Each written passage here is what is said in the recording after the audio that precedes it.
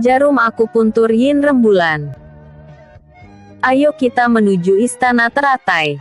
Takutnya perayaannya sudah dimulai, kata Xiao Sui, karena Fang Yuan masih berdiam diri di atas rumah penduduk, seperti sedang menunggu seseorang yang akan muncul di rumah gadis remaja itu. Apakah GG mencurigai seseorang akan datang mencuri harta gadis itu? Xiao Yue keheranan. Fang Yuan tersenyum dan menunjuk tabib yang tiba-tiba datang bersama 5 laki-laki yang berpenampilan seperti pendekar. Mereka ranah penempaan tubuh tahap Xuan saja.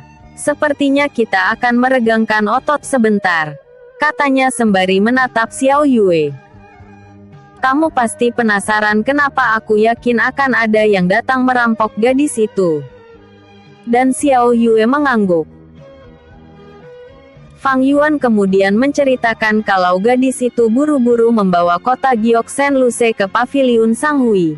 Pasti atas saran dari tabib tersebut setelah gadis itu memintanya untuk mengobati ibunya dengan bayaran apapun dan ia kemudian memperlihatkan Giok Sen Luse itu padanya, yang merupakan harta berharga peninggalan ayahnya. Niat serakah langsung muncul di benak tabib itu. Tetapi ia tak berani memintanya karena tidak membawa pengawal. Kalau saat itu ia langsung mengambilnya, takutnya gadis itu berteriak dan menarik perhatian tetangganya.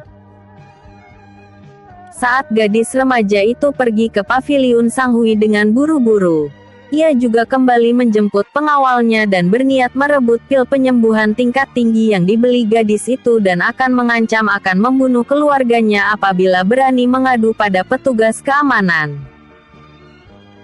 Hal seperti ini sering terjadi pada keluarga miskin. Karena beberapa kasus, walaupun mereka telah melapor pada petugas keamanan, tetapi pada akhirnya malah mereka yang disalahkan dan dijebloskan ke penjara. Karena uang, kekuasaan dan relasi bisa merubah fakta yang sebenarnya. Bos, apakah Giok Sen Luse itu setara dengan pil penyembuhan tingkat tinggi? Aku takut ia akan ditipu oleh pelayan paviliun Sang Hui itu, kata anak buah tabib dengan seringai tipis di wajahnya. Karena sebentar lagi ia akan mendapatkan komisi dari majikannya itu. Walaupun ia tertipu, tetapi ia pasti akan mendapatkan minimal puluhan keping emas. Itu adalah jumlah yang sangat banyak, bahkan mungkin setara dengan pendapatanku selama sebulan, sahut tabib itu dengan seringai tipis di wajahnya juga. Xiao Yue sangat geram mendengar pembicaraan mereka. Ia tak menyangka mereka tega memeras harta keluarga miskin dan mengabaikan keselamatan ibu gadis itu. Padahal ia adalah seorang tabib, yang merupakan profesi yang sangat dihormati. Biarkan aku yang akan memberikan mereka pelajaran, seru Xiao Yue dengan geram dan mengeluarkan jarum akupuntur dari kantung penyimpanannya, sehingga Fang Yuan mengerutkan kening melihatnya. Kamu ingin menggunakan teknik akupuntur yin rembulan pada mereka? Tanya Fang Yuan penasaran. Apakah istrinya itu ingin membunuh mereka? Karena itu akan menghancurkan meridian dan dantian musuh dengan cara membekukannya. Tidak ada jaminan selamat apabila sudah terkena jarum akupuntur yin rembulan, kecuali targetnya memiliki kultivasi yang lebih tinggi darinya, sehingga dapat mencegah aliran racun dingin itu menyebar dalam tubuhnya. Namun, ia juga harus segera menelan pil penyembuhan, setelah terkena jarum akupuntur yin rembulan tersebut. Xiao Yue tidak menjawab. Tatapan matanya sangat dingin seperti saat perjumpaan pertama mereka. Jarum-jarum di tangannya segera melayang mengenai leher mereka dan satu persatu pendekar yang datang bersama tabib itu bertumbangan. Ini. Tabib itu terkejut dan membelalakkan matanya. Siapa yang memiliki dendam denganku, sehingga mengirim assassin? Gerutunya segera berbalik badan ingin melarikan diri. Tetapi itu percuma saja, Karena tiba-tiba ia merasakan sensasi yang sangat dingin di lehernya dan satu persatu meridiannya pun membeku. Tabib itu ingin mengambil pil penyembuhan dari kantung penyimpanannya. Tetapi sudah terlambat, karena racun dingin itu telah menghancurkan dantiannya. Fang Yuan tak bisa berkata apa-apa. Gerakan yang dilakukan oleh Xiao Yue itu sangat cepat dan bila saja tingkat kultivasinya Rana Absolute God, mungkin ia akan dijuluki Dewi Kematian. Dan ia yakin Paviliun Sangren pasti akan merekrutnya atau ia bisa membuat kekaisarannya sendiri. Di bawah terpaan sinar rembulan yang menerangi wajah cantiknya itu, terlihat butiran-butiran air mata membasahi pipinya. Itu pasti rasa bersalah yang ia rasakan setelah melakukan pembunuhan untuk pertama kalinya. Fang Yuan menyeka air matanya dan memeluk Xiao Yue. Tubuhnya gemetaran dan ia menangis sesenggukan. Yuan Gege. Maaf. Aku telah menjadi pembunuh. Jangan khawatir. Yue telah melakukan yang terbaik. Kalau kamu tidak membunuh mereka, maka gadis itu yang akan terbunuh. Sahut Fang Yuan menghiburnya agar tidak merasa bersalah. Kalau aku yang di sana, malah aku akan membakar mereka hingga habis walaupun nanti setelah itu aku harus muntah-muntah hahaha. Fang Yuan tertawa terkekeh-kekeh. Seorang petugas keamanan bersembunyi di balik pepohonan mengintip apa yang terjadi. Dia tidak berani keluar. Walaupun kultivasinya ranah penempaan tubuh tahap Tian, sama dengan pembunuh itu, tetapi ia sangat takut dengan cara membunuhnya yang hanya menggunakan jarum akupuntur saja. Aku akan memberitahu Komandan Wei Duan. Aku takut mereka adalah assassin yang akan melenyapkan anggota keluarga kekaisaran. Gumam prajurit itu mengirim pesan dengan tinta dari darahnya sendiri. Itu adalah pesan darurat yang akan segera sampai ke tujuan dan merupakan teknik rahasia yang hanya dimiliki oleh militer kekaisaran Wei saja. Ah, sayang sekali aku tidak bisa melihat wajah assassin itu. Yang jelas seperti sepasang kekasih. Gumamnya lagi dan saat menoleh ke arah mereka, sial. Mereka hilang. Padahal ia masih ingin memastikan identitas keduanya. Mengingat malam ini sedang ada perayaan ulang tahun permaisuri. Takutnya keduanya juga akan muncul di istana teratai. Fang Yuan sebenarnya sudah menyadari keberadaan prajurit itu. Tetapi ia membiarkannya hidup agar tidak menimbulkan kegemparan di kota Tianwu. Kalau Akademi Kekaisaran turun tangan mengambil alih kasus pembunuhan itu, takutnya para sesepuh Chaos Ancient God di sana mampu menyelusuri jejak milik Xiao Yue dan dia akan menjadi kriminal. Tentu Fang Yuan juga akan ikut dijadikan tersangka, karena ia meninggalkan Pulau Gunung Persik bersama Xiao Yue saat kejadian tersebut. Tak lama setelah mendapatkan pesan darurat, Wei Duan, komandan di distrik 13 yang berisi penduduk miskin itu langsung menyelidiki kasus pembunuhan terhadap tabib dan pengawalnya itu. Ini racun dingin yang menggunakan teknik rahasia. Karena murni menggunakan QS bukan dicampur bahan-bahan kimia. Wei Duan terkejut. Kenapa assassin seperti mereka repot-repot membunuh tabib tingkat rendah sepertinya? Apakah tabib ini menyinggung seseorang yang kuat? Dia merasa itu tak mungkin. Karena distrik 13 hanya dipenuhi oleh penduduk miskin. Lapor Komandan Duan. Seru salah satu prajuritnya. Gadis ini mengatakan tabib itu sebelumnya mengobati ibunya yang sekarat. Namun, setelah itu ia disuruh tabib ini membeli pil penyembuhan untuk menyelamatkan nyawa ibunya dan mereka sama-sama meninggalkan tempat ini. Wei Duan berpikir sejenak dan menatap gadis remaja itu. Pil penyembuhan itu harganya cukup mahal dan tabib ini kembali lagi bersama pengawalnya. Pasti kamu memiliki harta berharga. Selidiknya dengan tatapan curiga. Gadis remaja itu ketakutan mendengarnya. Apakah ia akan dituding penyebab kematian tabib ini? Putriku menjual giok Saint Luce yang merupakan harta peninggalan suamiku yang dulunya adalah seorang pendekar. Setelah ibu gadis itu yang kini sudah sehat, setelah menelan pil penyembuhan tingkat tinggi pemberian Fang Yuan tersebut. Giok Saint Luce. Komandan Wei Duan akhirnya berhasil menarik benang merah kejadian ini. Tetapi ia masih belum mengerti kenapa assassin itu membantu keluarga mereka. Komandan Wei Duan mendengus dingin dan berkata, "Bawa mayat mereka ke kediaman tabib ini." Dia menatap gadis remaja itu dan ibunya. "Jangan khawatir. Kasus ini akan ditutup sampai di sini saja," katanya agar mereka tidak gelisah. Komandan Wei Duan tidak mau repot-repot mengurus kasus ini, karena akan menguras energi saja. Apalagi tabib yang tewas ini bukan keluarga berpengaruh dan ia juga takut berurusan dengan assassin itu. Lebih baik ia menuju istana teratai saja. Xiao Yue langsung takjub saat melihat istana teratai yang berdiri megah di pinggir danau gunung Persik tersebut. Lentera-lentera berjejer di sepanjang jalan menuju ke sana dan meninggalkan kesan indah.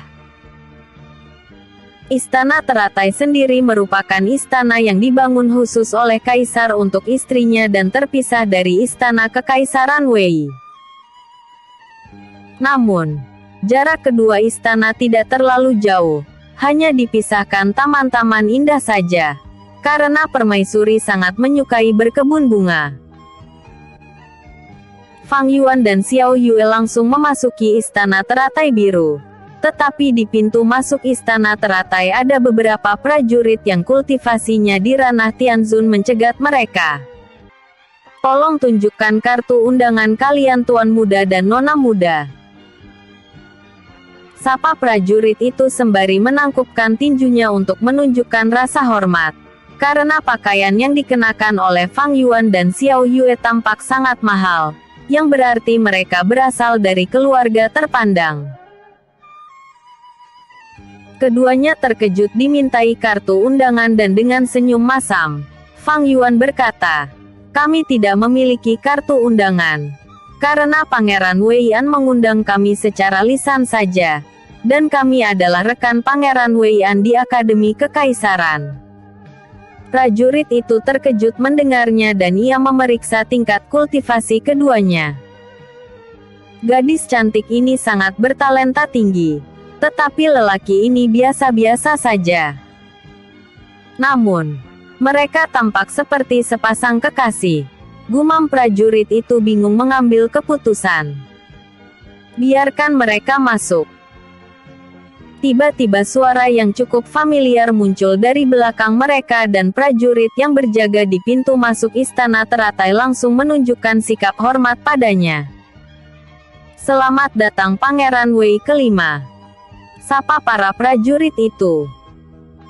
Wei Yunfei melambaikan tangannya dengan seutas senyum tipis dan melewati Fang Yuan dan Xiao Yue. "Kenapa berdiam diri saja di sana? Apakah kalian tidak ingin masuk?" candanya. "Ah, baik," sahut Fang Yuan segera mengikutinya dari belakang. Wei Yunfei tidak menanyakan siapa nama mereka, karena ia dari awal tidak terlalu tertarik dengan perayaan ulang tahun permaisuri ini. Namun, saudarinya, Wei Qingsui memaksanya pergi. Mereka berjalan menuju aula utama istana teratai, dan memberikan selamat pada permaisuri Kekaisaran Wei tersebut. "Kamu kejam sekali. Tidak membawakan ibumu hadiah apapun," gerutu permaisuri saat mendapatkan ucapan selamat ulang tahun dari Wei Yunfei. "Bagaimana lagi? Aku baru pulang dari menjalankan misi, sehingga tidak sempat membeli hadiah mewah untuk ibu," sahut Wei Yunfei dengan senyum masam. Karena permaisuri Yunwu mengacak-acak rambutnya seperti anak kecil saja, makanya ia enggan untuk datang ke istana teratai ini.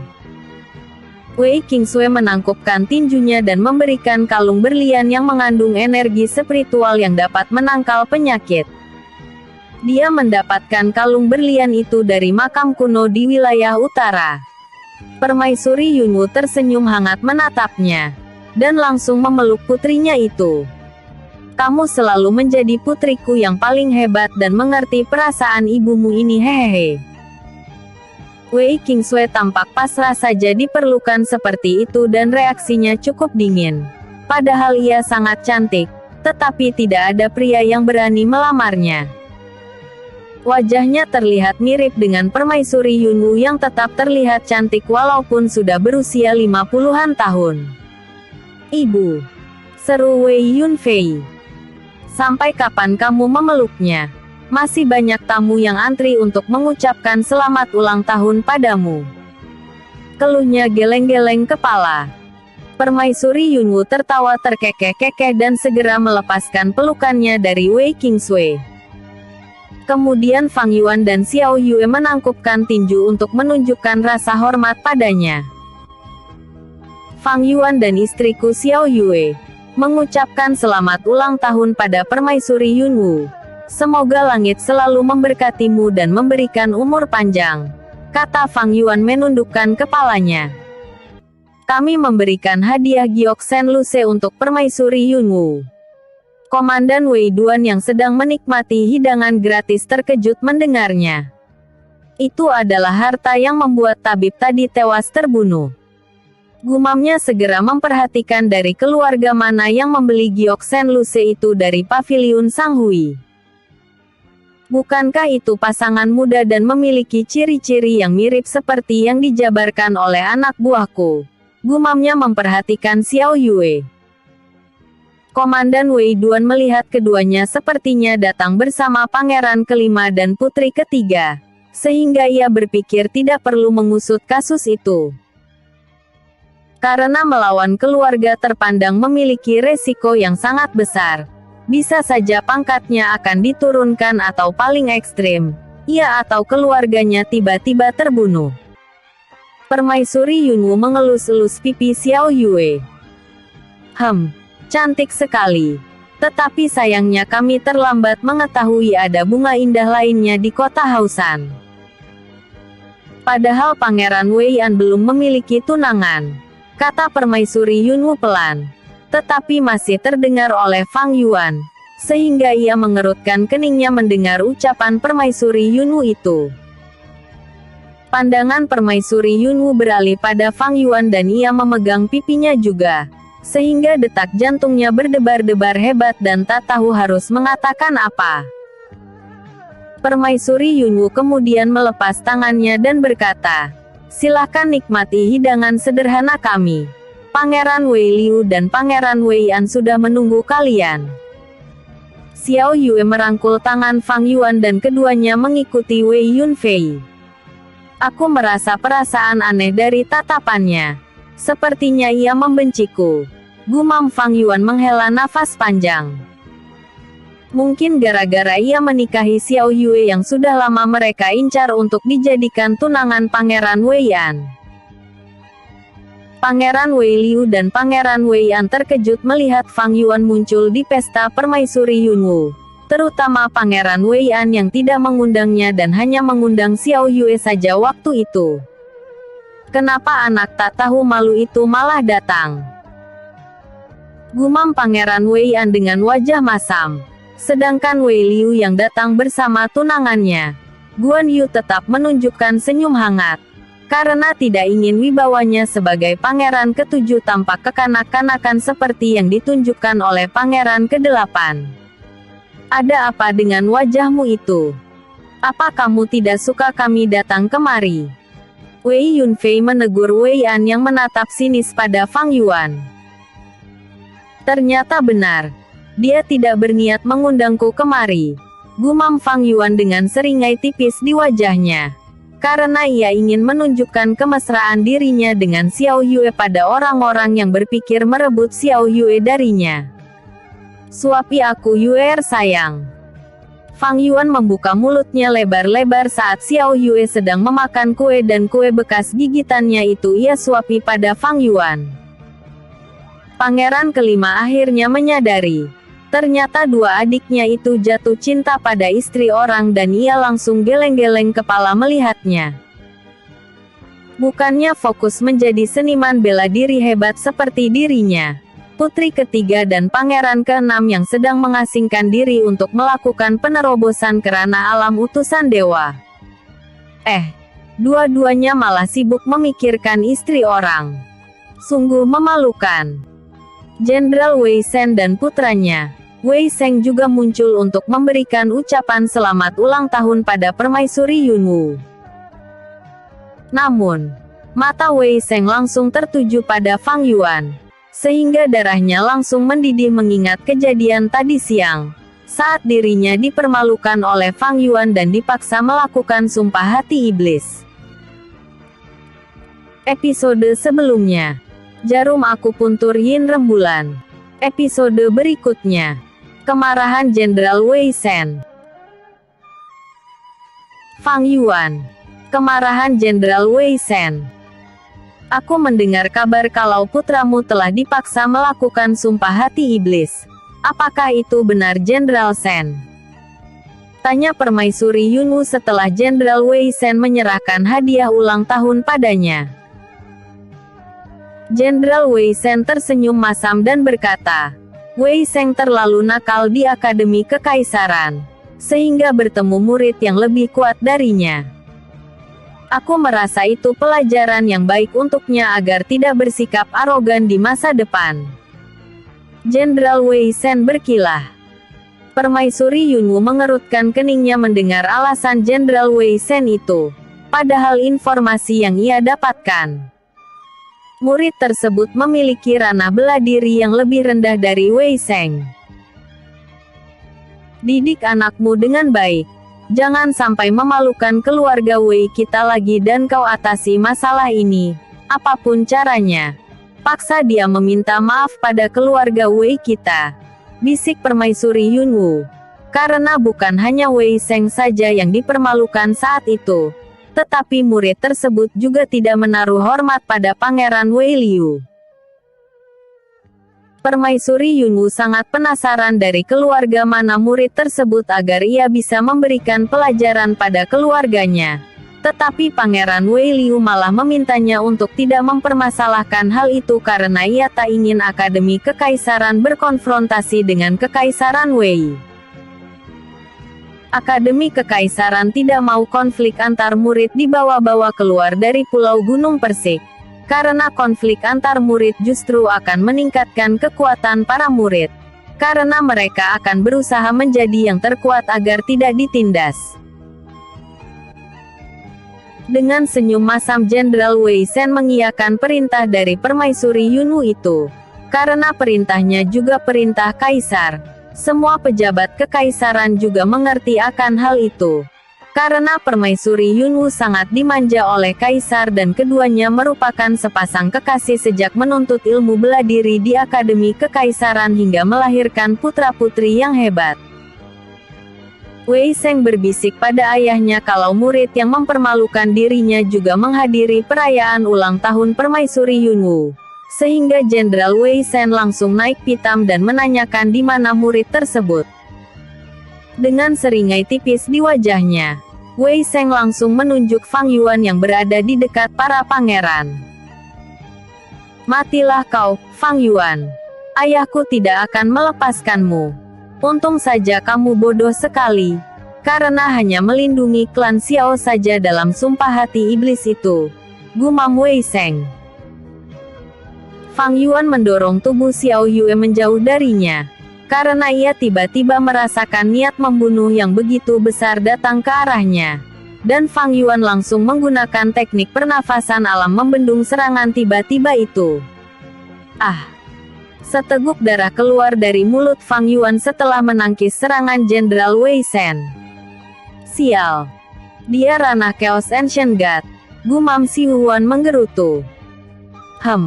Aku tak menyangka ranah penempaan tubuh tahap Suan mampu menahan serangan kecil dari telapak tanganku itu.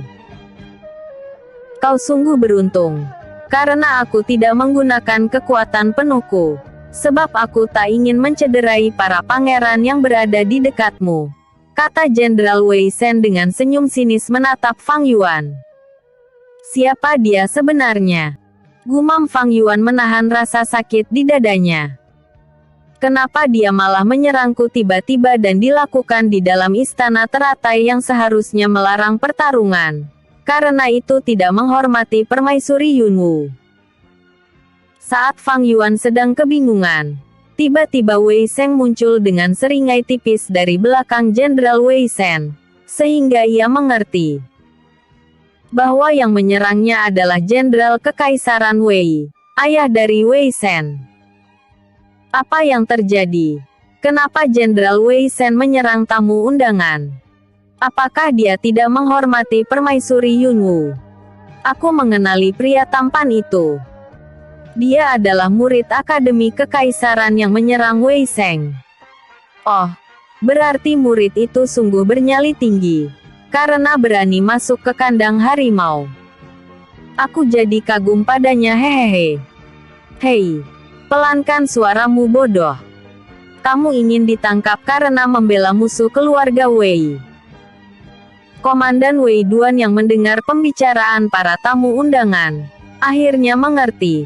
Ternyata dua murid yang membunuh tabib tadi adalah murid Akademi Kekaisaran. Pantaslah mereka berani melakukannya. Namun, sebagai bagian dari keluarga Wei, walaupun bukan keluarga utama, ia juga membenci tindakan Fang Yuan yang mempermalukan Wei Sheng. Dia kemudian mendekati mereka dan akan melaporkan kejahatan yang dilakukan oleh Fang Yuan pada Jenderal Wei Shen, agar dia dihukum secara hukum yang berlaku di Kekaisaran Wei.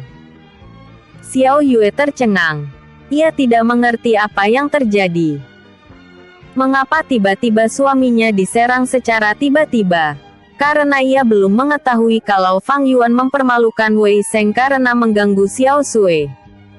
Yuan GG. Kiks. Kiks. Kiks. Xiao Yue menangis sesenggukan memeluk Fang Yuan agar tidak dipukul lagi oleh Jenderal Wei Shen. Apa Yuan GG baik-baik saja? Dia khawatir melihat Fang Yuan muntah darah dan terlihat lemah. Jenderal Wei Shen menatap tajam pada Fang Yuan dan menarik tangan Xiao Yue agar menjauh.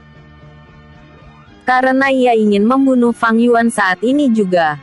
Walaupun ia tahu Akademi Kekaisaran pasti akan marah atas tindakannya, tetapi ia sudah membuat alasan yang masuk akal atas kematiannya nanti. Karena ia tidak mengenakan atribut Akademi Kekaisaran dan mengatakan Fang Yuan telah membunuh tabib setelah ia mendapat suara telepati dari Komandan Wei Duan. Singkirkan tanganmu, seru Xiao Yue sembari mengeluarkan aura dingin dengan bantuan roh bela diri rubah putih.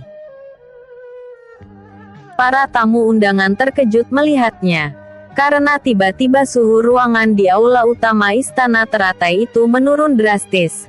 Bahkan permaisuri Yunwu kagum melihat bakat bela dirinya itu, karena masih ranah penempaan tubuh tahap Tian. Tetapi roh bela dirinya sudah sangat kuat. Kau ingin menentangku juga? Hah? Bentak Jenderal Wei Shen. Sehingga Wei Sheng ketakutan. Karena ayahnya tak menyadari kalau Xiao Yue adalah anggota klan Xiao. Yang tidak bisa mereka usik. Karena itu dapat membahayakan nyawa Wei Sheng yang sudah menjalani sumpah hati iblis untuk tidak mengusik klan Xiao. Pangeran Wei Liu dan Pangeran Wei An ingin membela Xiao Yue. Tetapi keduanya juga senang melihat Fang Yuan dirundung oleh Jenderal Wei Shen, sehingga keduanya memilih diam saja. Jenderal Wei Shen melayangkan telapak tangannya ke arah wajah Xiao Yue. Tetapi tiba-tiba Pangeran Wei Yunfei menahannya. Sehingga permaisuri Yunwu terkejut melihat tindakan pangeran kelima itu. Kenapa Jenderal Shen merundung junior kami? Apakah Jenderal sudah gila? Hanya karena junior Wei Sheng kalah darinya. Aku justru merasa malu pada junior Wei Sheng. Karena bisa kalah dari murid pelataran luar. Sungguh konyol sekali. Mendingan dia jadi Kasim saja hehehe. Pangeran Wei Yunfei tertawa, mengejek Wei Sheng. Kamu. Jenderal Wei Sheng memicingkan matanya, terkejut dengan tindakan pangeran kelima. Kenapa ia malah membela orang luar yang telah merundung anggota keluarga Wei-nya sendiri?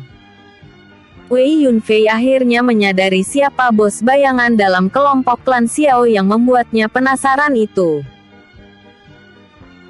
Karena saat bos bayangan tersebut bertarung melawan kelompok klan Hong, Wei Yunfei merasa ranah bela dirinya masih rendah dan ciri-ciri tersebut ada pada diri Fang Yuan yang masih bisa menahan serangan Jenderal Wei Shen.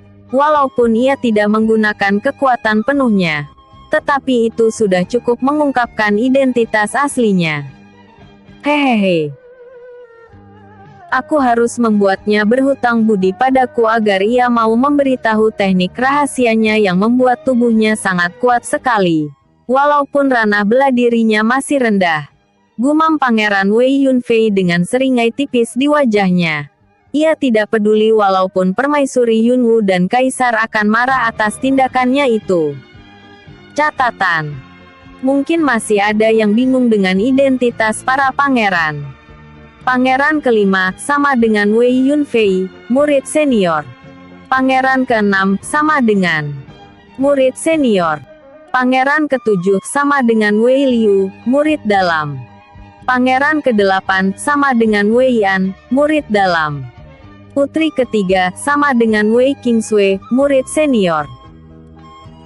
Episode sebelumnya, Permaisuri Yunwu. Episode berikutnya, kemunculan Kaisar, Culan Kaisar. Wei Kingsui menatap Permaisuri Yunwu, dan ia merasa keheranan.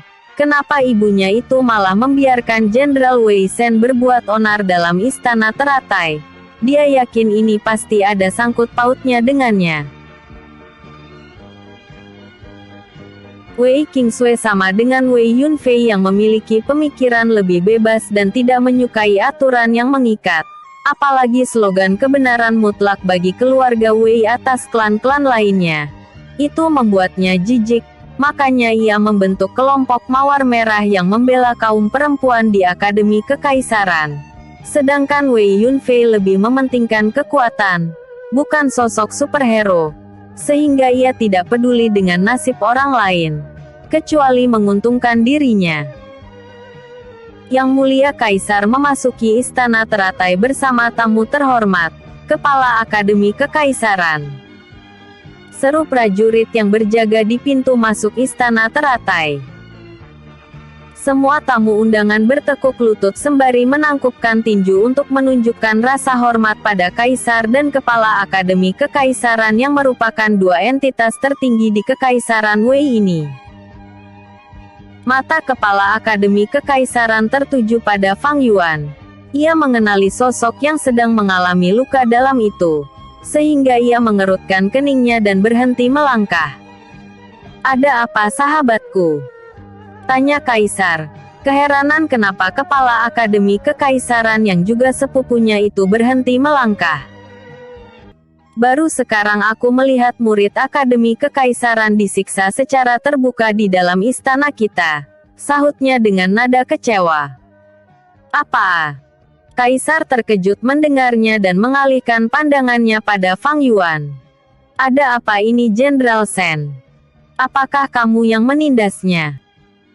Tanya Kaisar padanya. Karena hanya dia yang paling patut dicurigai di antara mereka atau mungkin itu ulah para pangeran. Terutama pangeran kelima yang juga berada di dekat Fang Yuan.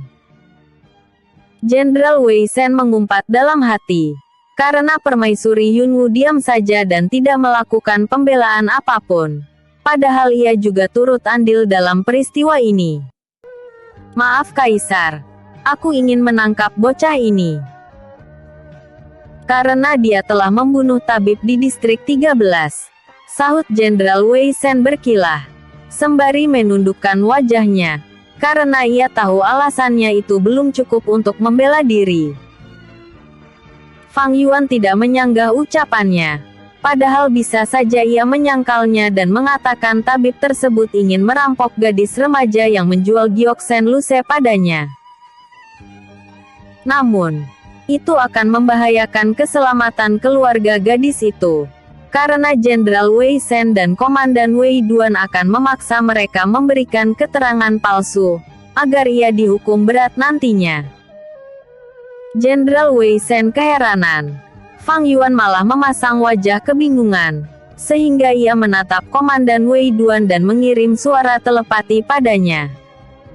Apakah benar dia orang yang membunuh tabib tersebut? Kenapa ia malah tampak kebingungan dengan ucapanku itu?